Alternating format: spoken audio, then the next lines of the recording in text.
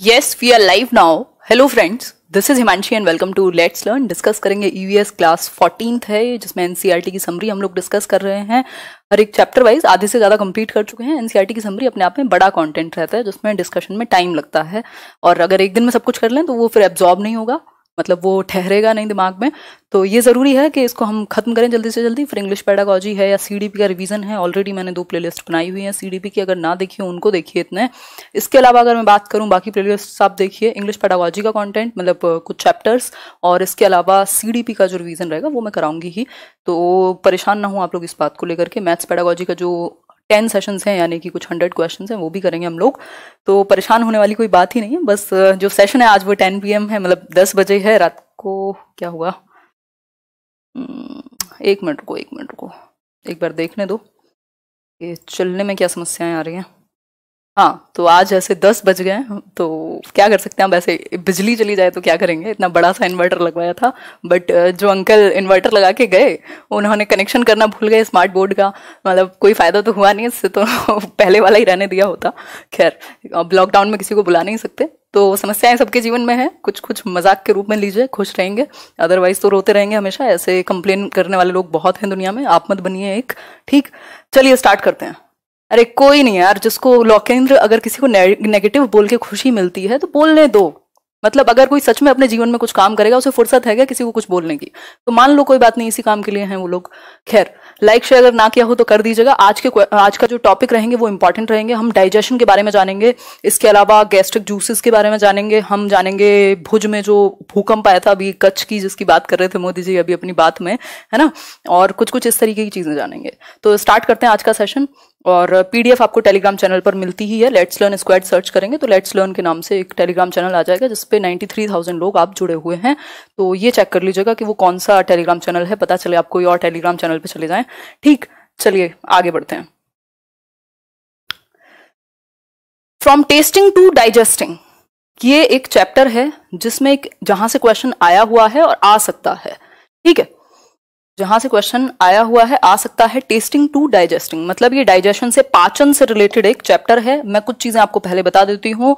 जो हमारे पेट का, जो हमारा स्टमक है, उसका जो टेम्परेचर है वो कितना होता है आप लोग बताएंगे एक बार, तो 30 डिग्री सेल्सियस। 30 degree Celsius. दूसरा, हमारे पेट में यानी हमारे स्टमक में कुछ गैस्ट्रिक जूसेस होते हैं जो लिक्विड हैं, जिसकी वजह से हमारा जो खाना है वो पच पाता है। यानी कि वो कैसे हैं इन नेचर, तो एसिडिक इन नेचर, अम्लीय होते हैं, जिसके कारण हमारा जो खाना है वो पच पाएगा। तो एसिडिक जूसेस होते हैं हमारे पेट में, जिनको हम लिक्विड कह रहे हैं, गैस्ट्रिक जूसेस कहेंगे, जिसकी वजह से पाचन क्रिया आपकी हो पाएगी। ठीक है, बात बिल्कुल यहां तक की क्लियर होगी, है ना। और बिल्कुल अम्लीय होंगे, एग्जैक्टली। आगे बढ़ेंगे। इस चैप्टर में बात हुई है एक पेशेंट की, जो जिसका नाम आई थिंक पता नहीं, मैं उसका नाम भूल गई, और एक डॉक्टर हैं उनका भी नाम भूल गई क्योंकि ये सेशन लेट हो गया और मेरे दिमाग से निकल गया। बट नाम इंपॉर्टेंट नहीं है। इंपॉर्टेंट क्या है, इंपॉर्टेंट है ये स्टोरी, इंपॉर्टेंट है ये स्टोरी और इसके बारे में कुछ चीजें जानना कि डाइजेशन कैसे काम करता है। तो a stomach with a window, तो एक बात हुई है, ये चैप्टर अपने दिमाग में रखना। कई बार ऐसे भी दे देता है क्वेश्चन कि इस चैप्टर में from digesting to whatever it is, test to digesting जो भी है, इसमें ये कहानी है। मार्टिन नाम है इस एक पेशेंट का जो ये लेटा हुआ है। ये एक मिलिट्री में क्या था, एक वॉरियर था, एक सिपाही था, और इसको गोली वोली लगी थी आई थिंक स्टमक में। और इसको जब वो किया, मतलब उसको देखा डॉक्टर ने, तो ये काफी साल तक उसके पेट में एक छेद था, है ना। और इसको यहां से उन्होंने कुछ जूसेस निकाल के, बॉमेंट नाम था इनका। मेमोरी मेरी अच्छी ही है, मतलब कितनी भी टेंशन हो, नहीं तो मुझे लग रहा था पिछले 3 महीने में मेरी मेमोरी पे काफी फर्क पड़ा है, लेकिन चलो अच्छा है। तो मार्टिन है ये जो व्यक्ति है, और बॉमेंट है ये डॉक्टर। ठीक, तो इन्होंने 9 साल तक इसको देखा प्रॉपर कि भाई क्या इसके पेट में क्या, कैसे जो हमारा डाइजेशन है, पाचन है, वो कैसे काम होता है, टेक प्लेस कैसे होगा। और इन्होंने पाया कि कुछ गैस्ट्रिक जूसेस होते हैं जिनकी हमने अभी बात की थी, अम्लीय तत्व होते हैं जिसकी वजह से पाचन क्रिया हो पाती है। तो इन्होंने गैस्ट्रिक जूसेस को निकाला पेट से कुछ इस मार्टिन के, और उसको एक ग्लास में डाला और देखा कि बाहर भी अगर हम 30 डिग्री सेल्सियस पर रखें टेम्परेचर में उन जूसेस को जो पेट में है, तो वो पचा पाएंगे चीजों को या नहीं। तो उसमें बॉइल्ड फिश को डाला, मतलब एक फिश को डाला, बाद में वो पच गया। लेकिन जो हमारे पेट में जो पाचन क्रिया है वो तेजी से होती है, बजाय कि अगर उस जूस को हम बाहर रखें किसी ग्लास में। तो ये एक छोटी सी बात हुई। अब समझ लेते हैं किस एक डिस्कशन में ये चीज निकल के आएगी कि कौन सी चीज कितना टाइम लेगी पेट के बाहर और पेट के अंदर। ठीक है, समझते हैं। देखिए एक बार, देख पा रहे होंगे आप, मैं थोड़ा सा जूम कर देती हूं फिर भी हल्का सा ही। हाँ, तो ये चीज एक देखिए, इसमें बात हो रही है फूड आइटम है, यहां पर फूड आइटम दिया हुआ है, यहां दिया हुआ है time taken for digestion. Important है, ये पहले नहीं था, इन्होंने अभी अपडेट किया है एनसीईआरटी में। अगर आप पुरानी एनसीईआरटी देखेंगे 3-4 साल पहले तो नहीं मिलेगा। अगर मैं बात करूं स्टमक में यानी पेट के अंदर, पेट के अंदर कौन सी चीज को कितना टाइम मिलेगा और बाहर एक ग्लास में कितनी देर में ये चीजें आपकी पच जाएंगी, समझते हैं। फूड आइटम क्या है? अनबॉइल्ड मिल्क, मतलब कि बिना उबला ऐसे, मतलब गाँव में ऐसे पी जाते हैं लोग डायरेक्ट ग्लास गाय के नीचे से निकल के या भैंस के वहां से निकल करके दूध, तो वो डायरेक्ट अनबॉइल्ड पी जाएंगे आप, या मतलब कि बॉइल्ड नहीं है वो, क्योंकि अमूल तो भैया पहले से बॉइल करके देता है तो आप उसको अनबॉइल्ड नहीं कह सकते। ठीक, तो अनबॉइल्ड है ये, बिना उबला। तो बिना उबला जो दूध है उसको 2 घंटे 15 मिनट लगेंगे पेट के अंदर। और अगर ग्लास में डाइजेस्टिव जूस डाल करके, वो जो एसिडिक जितने भी अम्लीय तत्व हैं उनको आप एक ग्लास में डाल दें पेट से निकाल करके, तो उसमें 4 घंटे 45 मिनट लगेंगे। यानी कि ग्लास से बाहर, ग्लास से, बहुत बढ़िया प्राची, ग्लास से बाहर क्या होगा? 4 घंटे 45 मिनट, मतलब ग्लास में पेट से बाहर, और जो पेट है वहां पर 2 घंटे 15 मिनट लगेंगे बिना उबले दूध को पचने में, डाइजेशन में उसके। फिर बॉइल्ड मिल्क है भाई, उबाल करके दूध आप 2 घंटे में पचा लेगा पेट, और 4 घंटे 15 मिनट लग जाएंगे फिर भी उस ग्लास में, उस एक जूस जो आपने बाहर निकाल करके रखा हुआ है। ठीक है बात। इसके अलावा फिर है full boiled egg. Full boiled egg मतलब वही आपका उबला हुआ अंडा, 3 घंटे 30 मिनट, और यहां पर 8 घंटे लग जाएंगे। मतलब देख रहे हैं आप कितना ज्यादा डिफरेंस है। हाफ बॉइल्ड एग 3 घंटे, ये टेबल आप पढ़ लीजिएगा टेलीग्राम चैनल में से, और इसको थोड़ा सा मेमोराइज कर लीजिएगा, 2-4 पॉइंट याद रखिएगा। देखो आने को क्वेश्चन हो सकता है एक भी ना आए, बट पढ़ना तो आपको पड़ेगा क्योंकि सिलेबस है, और कई बार पूरे 20-20 क्वेश्चन फंस जाते हैं, तो ये इंपॉर्टेंट है, देख लीजिएगा इसको। और ये रॉ एग और रॉ एग बीटन की बात हो रही है। खैर आगे बढ़ते हैं। नेक्स्ट हम बात कर रहे हैं हाउसेज ऑफ श्रीनगर, यहां से भी क्वेश्चन आया हुआ है। ठीक, हाँ याद कर लेना, एक आइडिया होना चाहिए आपको मोटा मोटा कि ज्यादा टाइम लग जाता है ग्लास में।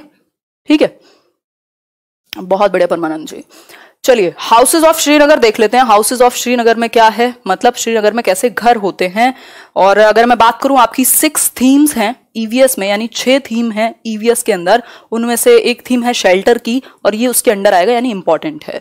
हाउसेज ऑफ श्रीनगर, श्रीनगर में कैसे घर पाए जाएंगे। ठीक है, अगर मैं बात करूं तो हाउस बोट्स पाई जाती हैं। House boats can be as long as 80 feet and around 8 to 9 feet wide, मतलब कि लंबी कितनी हो सकती है? 80 से 90, और वाइड यानी चौड़ाई उनकी कितनी होगी? 8 से 9 फीट तक। तो इसको भी आप अपने दिमाग में रखेंगे। ठीक है बात, यहां से बफरिंग नहीं है, यहां से चीजें बिल्कुल क्लियर चल रही हैं। पता नहीं आपको कैसे बफरिंग का सामना करना पड़ रहा है, यहां से चीजें ओके हैं, कोई इशू नहीं है यहां से। ठीक है बात, बहुत बढ़िया श्रेया, धन्यवाद। Beauty lies in the eyes of the beholder. ठीक है, आगे बढ़ते हैं। तो ये क्या है? हाउस बोट है एक, मतलब ये अंदर से घर के जैसी ही होगी, और एक पानी में तैरती हुई बोट है। शायद आपने कोई वीडियो देखा हो, कुछ देखा हो, श्रीनगर गए हो कभी, तो आप इस बात से अवगत होंगे कि वहां हाउस बोट मिलेंगी जो पानी पर तैरेंगी। 80 फीट से ज्यादा उनकी लंबाई हो सकती है, और 8 से 9 फीट उनकी चौड़ाई हो सकती है हाउस बोट्स की। तो ये हुआ एक प्रकार श्रीनगर के घर का। ठीक है, तो ये एक बात हुई। आगे बढ़ेंगे, 1 मिनट रुको, सोने का परेशान है। लेट्स लर्न ही यूज करना है सोने का, लेट्स लर्न विदाउट स्पेस। ठीक है, अगर मतलब लेट्स लर्न विदाउट स्पेस, चाहे कैपिटल में चाहे स्मॉल में, दोनों को मिक्स मत करना। आगे बढ़ेंगे, नेक्स्ट पॉइंट है डोंगा। डोंगा एक और प्रकार है घर का। ठीक है, हमने बात की डल झील में क्या हाउस बोट पाई जाएंगी, अब डोंगा की भी बात हो रही है। एक डोंगा एक और प्रकार है। दीज बोट्स, ये भी बोट्स ही हैं, ये भी क्या है? नाव ही हैं, इनके अंदर घर बना हुआ मिलेगा आपको। These boats can be seen in Dal lake. Dal lake भाई बड़ी फेमस है, तो ये बोट्स कहां मिलेंगी? डल लेक में मिल जाएंगी आपको। इसके अलावा और झेलम रिवर में, डल लेक और झेलम रिवर में क्या होगा?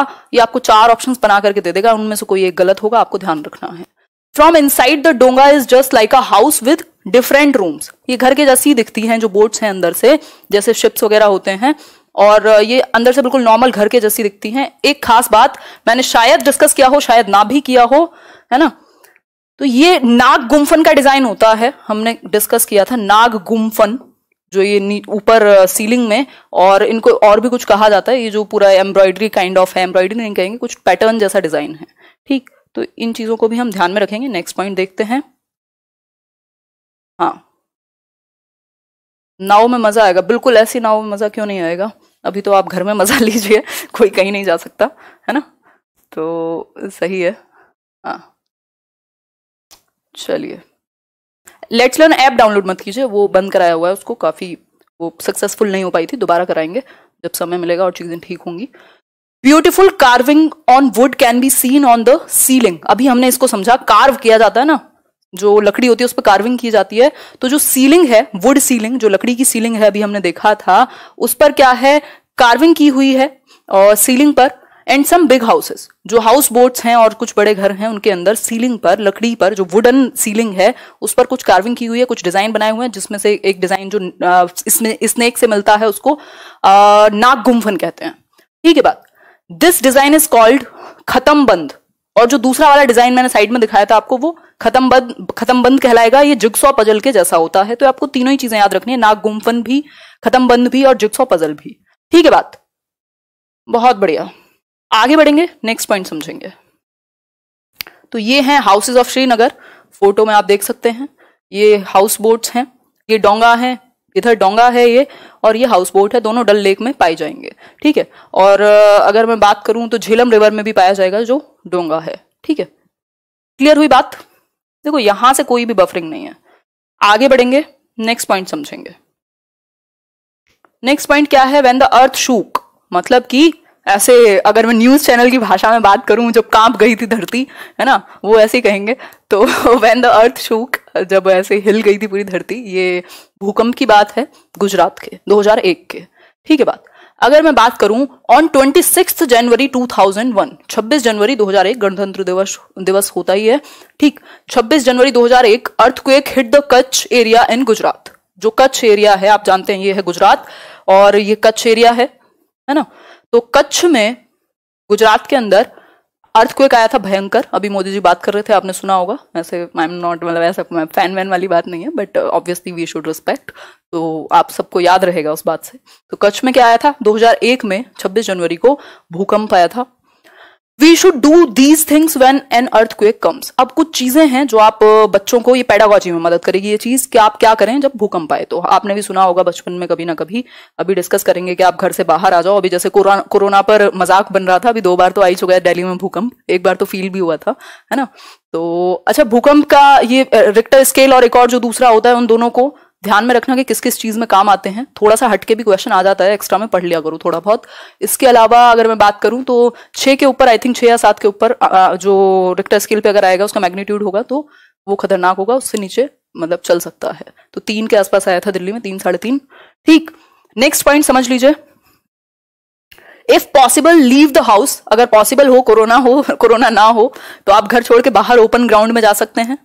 इसके अलावा if you cannot go out of the house, lay down under a strong thing like a table and hold on tightly। अगर आप बाहर नहीं जा सकते तो यहाँ एक टेबल रखी हुई है मेरे पास, आपके पास भी होगी कोई ना कोई, तो उसको कस के पकड़ जाओ, उसके नीचे घुस जाओ आप, ठीक। फिर इसके अलावा क्या है, so that it does not slip away, ताकि ये स्लिप ना हो।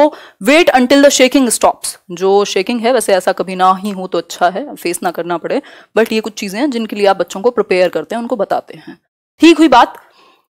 आगे बढ़ेंगे नेक्स्ट पॉइंट पर। बात हो रही है अहमदाबाद की। भाई गुजरात में आया था ना, तो कच्छ, इसके अलावा जो भुज है, वो सब प्रभावित हुआ है, पूरा एरिया। ऐसा तो नहीं है ना कि सिर्फ एक जगह पर आ गया हो और खत्म, पूरा एरिया प्रभावित था, ठीक है बात। हाँ बिल्कुल।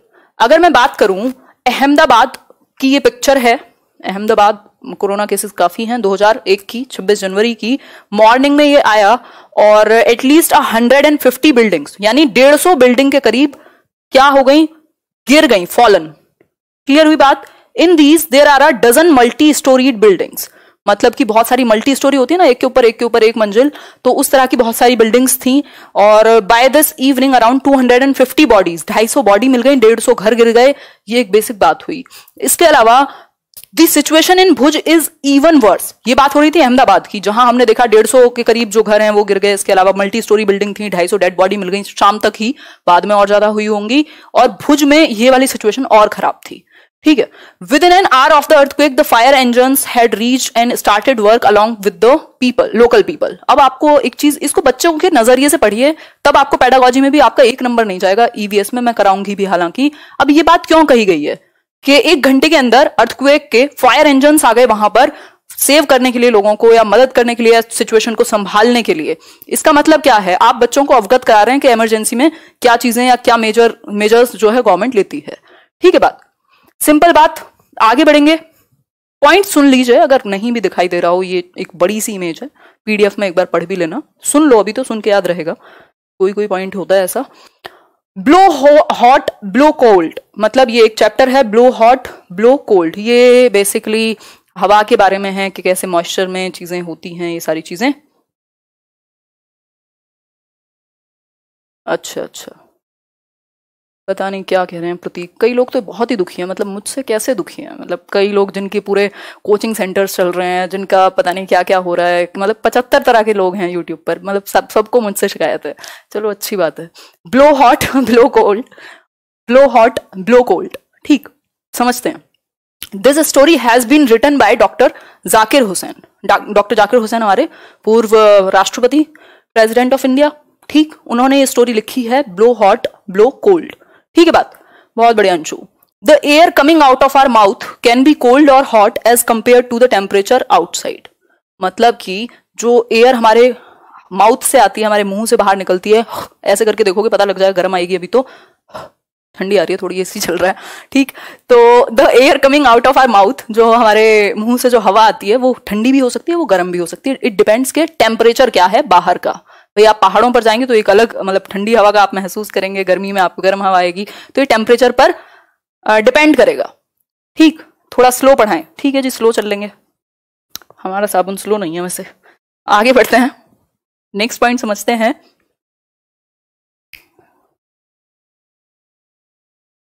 हाँ बिल्कुल स्वप्निल, कोई बात नहीं, हाउ डज इट मैटर, है ना, कर्मा ऐसा कुछ नहीं। The breath can be cold or hot according to the outside temperature. मतलब कि जो ब्रीथ है, जो क्या कहेंगे ब्रीथ को आप, कैन बी कोल्ड, और जो आप हवा है, ये जो भी ये सांस है आपका, can be cold or hot, यही बात हमने अभी समझी। ये ठंडा भी हो सकता है, ये गर्म भी हो सकता है, डिपेंड करता है आउटसाइड टेम्परेचर आपका क्या है। जैसे मैंने आपको अभी एग्जांपल दिया, अभी मैं थोड़ी देर पहले ऊपर थी तो बिना एसी के बैठी थी तो गर्मी लग रही थी, तो मैं ये ट्राई कर रही थी जब मैं ये पीपीटी बनाई, है ना। मजा आता है, आप जिंदा रहो जिंदगी में, ऐसा नहीं है कि आप सीरियस होकर के ही चलोगे तो फिर तो हो गया काम, ठीक।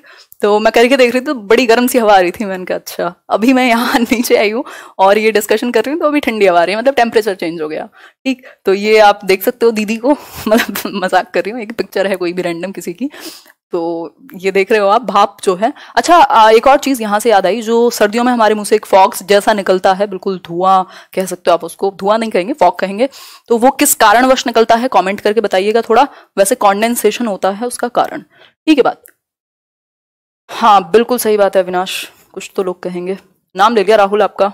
आगे बढ़ेंगे, अब कॉन्डेंसेशन के कारण वो फॉग आता है सर्दियों में, सिंपल बात। नेक्स्ट पॉइंट है, बचपन की याद आ गई होगी कई लोगों को, ये मैंने बचपने वाला ही लगाया है, बड़ों वाला नहीं लगाया। ये स्टेथोस्कोप है, ठीक, जो डॉक्टर के पास होता है। ऐसे डॉक्टर खेला होगा आपने कभी तो याद होगा आपको, ऐसे आता था इस सेट्स में, अभी भी आता होगा, बट है ना। हाँ, तो stethoscope is use to listen our heart beats. हमारी जो हार्ट बीट्स हैं उनको सुनने के लिए स्टेथोस्कोप का प्रयोग करते हैं डॉक्टर। आपने देखा भी होगा, ऐसे कान में लगा कर डॉक्टर थोड़ा सुनेगा, ठीक। ये आपने यूज भी किया होगा कभी बचपन में खेलने में, ठीक है। बात तो ये एक बेसिक बात हुई स्टेथोस्कोप के बारे में, क्लियर हुई बात। आगे बढ़ेंगे। The cold air comes down as it is heavier. अब एक और छोटा सा कॉन्सेप्ट है, जो ठंडी हवा है वो नीचे जाएगी, और क्योंकि हैवी होती है, और जो गर्म हवा है वो ऊपर जाएगी, ठीक। मोहम्मद शहनवाज कह रहे हैं, thanks ma'am, December 19 CTET I qualify first attempt because of you. धन्यवाद मोहम्मद शहनवाज। मुझे पता नहीं कितने कमेंट्स मैं अभी भी डेली बेसिस पे देखती हूँ, जबकि मतलब ये ग्रेटिट्यूड ही है जो लोग इतने एक्टिव रहते हैं पेपर क्लियर होने के बाद भी, और धन्यवाद। फिर ऊपर से कुछ लोग आते हैं नेगेटिविटी फैलाने वाले, उन्हें पढ़ना वढ़ना होता नहीं है, और उन्हें बस ये है कि पता नहीं हम कुछ बोल दें इसके बारे में और कुछ हो जाएगा, जैसे मुझे बड़ा लालच है। चलिए, the cold air comes down as it is heavier, मतलब जो ठंडी हवा है वो नीचे की तरफ आती है, कम्स डाउन नीचे की तरफ आएगी। देख सकते हो आप इस डायग्राम में, कोल्ड एयर क्या है, सिंक नीचे की तरफ आएगी, और जो हॉट एयर है वो ऊपर जाएगी। आपने देखा होगा धुआं हमेशा ऊपर ही जाता है, नीचे तो नहीं जाता ना, देखा होगा आपने, ठीक। तो ऐसे स्मोकर्स को तो पता ही होगा कितने वाहियात एग्जांपल्स ले रही हूँ, खैर कोई बात नहीं। बात वही है कि गर्म जो हवा है वो ऊपर जाती है, ऐसे भट्टा वट्टा जो होता है, और इसके अलावा चिमनी जो होती है फैक्ट्रीज की, जहां भी गर्म हवा है वो ऊपर जाएगी और ठंडी हवा नीचे की तरफ आएगी। क्लियर हुई बात, है ना? बिल्कुल। चलिए ठीक है, एनसीईआरटी, एज पर एनसीईआरटी चल रहे हैं हम, आगे बढ़ेंगे और ये सेशन खत्म कर देंगे हम। लाइक शेयर सब्सक्राइब ना किया हो कर सकते हैं, बेल आइकॉन प्रेस कर सकते हैं, बाकी यूट्यूब की मर्जी है, नोटिफिकेशन तो ऑटोमेटिक होता है बेसिकली, इसमें यूट्यूब भी कुछ नहीं कर सकता। खैर, तो एक ये बात हुई। दूसरा, टेलीग्राम पर मैं नोटिफिकेशन शेयर कर देती हूँ। अच्छा, अब जितने भी लोग ये कंप्लेंट कर रहे हैं कि भाई हमें मिला नहीं, क्या पीडीएफ नहीं मिला या आंसर दे दिया करो पीडीएफ के टेलीग्राम पर, तो एक बेसिक सी बात है। नहीं, अभी विकास मैं एक ही क्लास लेती हूँ, ऑलरेडी मैंने 1300 वीडियो का पूरा कलेक्शन बनाया हुआ है, उनको देखिए। सीटेट में सिलेबस चेंज हो अगली बार, तो फिर से एक नई नई प्लेलिस्ट बनाएंगे, तो थोड़ा सा वो एक बात है। तो लेट्स लर्न स्क्वाड अगर आप सर्च करते हैं टेलीग्राम पर तो लेट्स लर्न यही लोगो दिखेगा आपको, और कुछ 93,000 लोग होंगे वहां, है ना?